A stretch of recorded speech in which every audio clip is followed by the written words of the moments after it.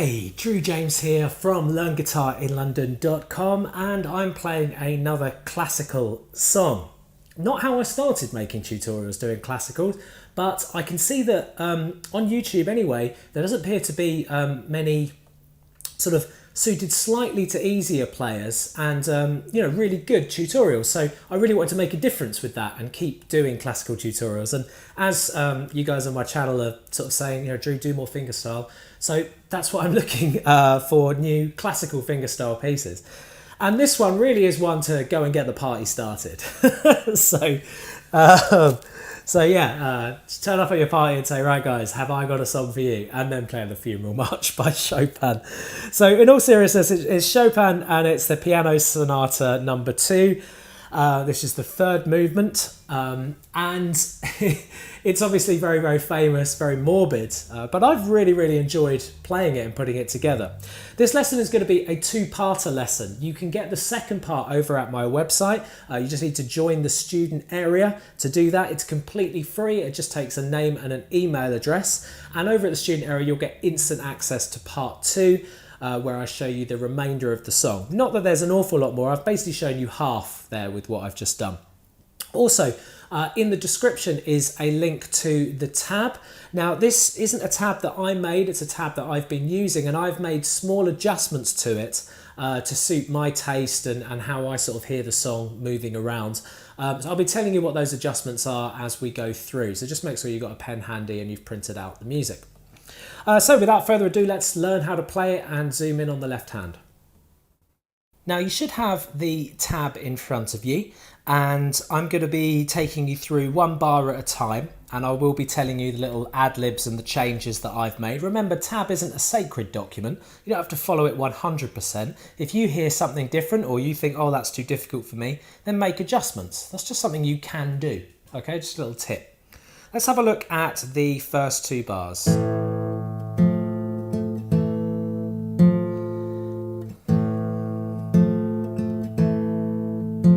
Okay, so it's basically the same piece of music. We're going to be middle and ring finger on the 2nd fret on the D and G string, and we're pinching thumb, index and middle. The finger picking rule, by the way, is thumb, thumb, thumb on the E, A and D, index on the G, middle finger on the B, ring finger on the E. And we're going to pinch that thumb, index and middle. Obviously we don't have two thumbs, so we can't play the D string on that pinch, so it has to be index and middle on those strings. Then pinky on the 3rd fret, leave this held down so that we can keep things ringing. In classical, we generally want to keep things ringing as long as possible unless stated otherwise on the music, okay? So I'm pinching, then just playing the middle 2 strings with my 3 held down on the D string, then middle finger by itself playing the 2, and then back to a pinch without the pinky, and then pinky back, and that note played individually with the thumb. Repeat that. And then we're about to do the same thing, more or less. So this is bar 3. Then the change. So the index finger's spare if you're doing it the way I've shown you. So put your index finger on the 1st fret on the B string, ring finger flips up to the 3rd fret on the D string, pinching that, thumb and middle, then lift up the index but leave the ring held down to let it ring. Okay, so that bar 3.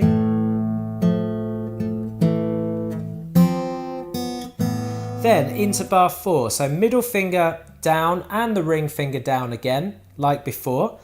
Pinching, thumb, index, and we have to use the middle finger on the B string there. Then index on the 2, pinky back on the 3, pinching the middle 2 strings.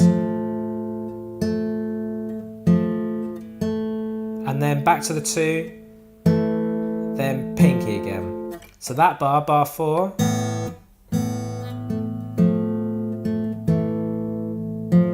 Then, leave the middle finger where it is for bar 5. Lift everything else up. Always try to make each transition as smooth for yourself as possible. Index finger back on that 1 like it was earlier. Pinching A, D and B string. Then ring finger playing the 3rd fret, index finger staying where it is, pinching that 3rd fret on the D. Then middle finger playing the B string on the 1st fret. Back to the 2nd fret on the D. I'll do that again. Then ring finger back to the 3rd fret on the D string, pinching, thumb and ring finger on the open string. Then 3rd fret, which I'm using my pinky for on the B string. So I'll do bar 5.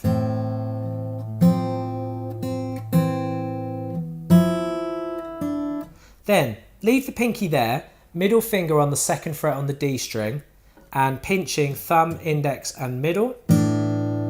Then the index is spare so we can get it ready, or even have it pressing down at the same time because the pinky's cancelling it out on the 1st fret on the B string, and then the ring coming back to the 3rd fret like we've had before, pinching that, 2nd fret.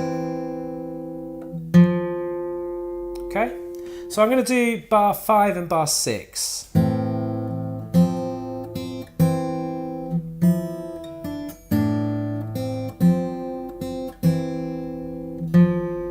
Okay, we're now into a new part of the song, so what I'll do is I will just recap everything up to that point. Here we go. And...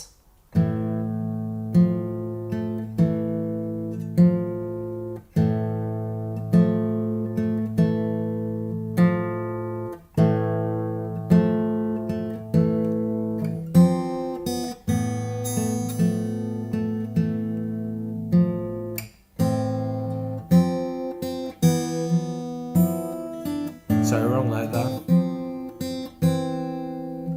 For some reason I wanted to lift up my finger there. Everything right apart from that one wrong note. Next change, so we're now on to bar 7. Index finger on the 2nd fret on the D string, pinky on the 5th fret on the thinner string. Bit of a stretch this one, but you can do it. Thumb around the back, stretching those fingers out, pinching, thumb on the A string, index on the D and ring obviously on the 5. Then middle finger that's spare is hovering over the 3rd fret, then 3rd fret on the thinner string, and then a very quick change to this chord. 1st fret on the E string, 3rd fret on the D string using index and ring, then open on the thinner string, and then middle finger on the 2nd fret on the D, pinching A, D and E, and then back to this 1st and 3rd fret that we've had before on the B and the D string. So I'll do that bar again. It's going to repeat anyway, actually. And the rhythm there, 1 and 2, 2 and 3, 4. I'll do it again. 1 and 2 and 3, 4. And then to finish off, we go back to the main riff. So basically the intro of the song. Okay, now this is where I made my first adjustment. So we're into the 2nd line of the tab now with what I've just played. And what actually happens in the song is it's repeated back to bar 7. Okay, so we're going... so instead of doing that's coming up, what I've been doing there instead at the end of bar 10 is we're doing this. So this is after we've just done. So we're going...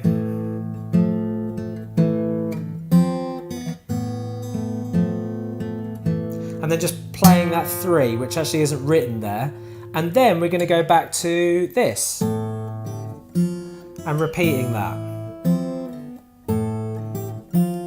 I just think that repeat sounds much better and it's not in the music. Then this time we can put this in. Played a little bit louder, 3rd fret on the thickest string, pinching thumb, index and middle, traditional. Then make a C chord and strum it with the side of your thumb. You could pinch it if you want to. I quite like to strum it. And then this 2-3 on the D string. So we've got a 2 already held down with the middle finger. I'm just hammering it here. It's not written as hammers, but I like to go 2nd fret with pinky hammering onto the 3rd fret. By all means, you could pick it. It's up to you. So strum, then 0 on the D, on the G, sorry, and then I'm hammering that as well onto the 2nd fret on the G. You could pick it, and then hammering the 0, 1. Leaving the 1 there, ring finger on the 3rd fret on the thickest string, pinching, thumb, index, middle and ring, big pinch, thumb on the bass, open strings, then 3rd fret on the D string. So that bar 11 and 12.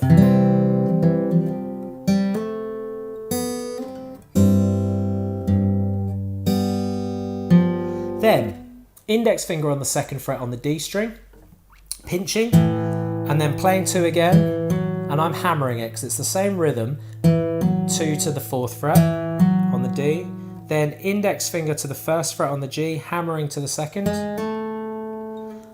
and then I pick these, open 1, so that bar is, and then A minor chord, but with bass note on the E, index, middle and ring, thumb on the thickest string, and then index finger on the 1st fret on the G string, pinching, thumb, index and middle to make an E. Okay, now that takes us up to part 1. To learn the rest of the song, moving on to bars 15 onwards, please subscribe to the student area. To learn part 2 of the Funeral March by Chopin, then you need to sign up to the student area on my website. It's completely free, it just takes a name and an email address. I've included a link above this YouTube video which you can click on, which will take you there. Also in the video description there is also a link so that you can join the student area. Once you're there, you will get to see part 2 for this video in the video section, and you can start learning the full song and the full arrangement. This lesson was brought to you by brightonguitars.co.uk. My website has over 170 fingerstyle lessons. They're not all fingerstyle, some are strummed as well. So keep on playing, have yourself a good day, and please subscribe to my channel. Keep on playing, see you soon.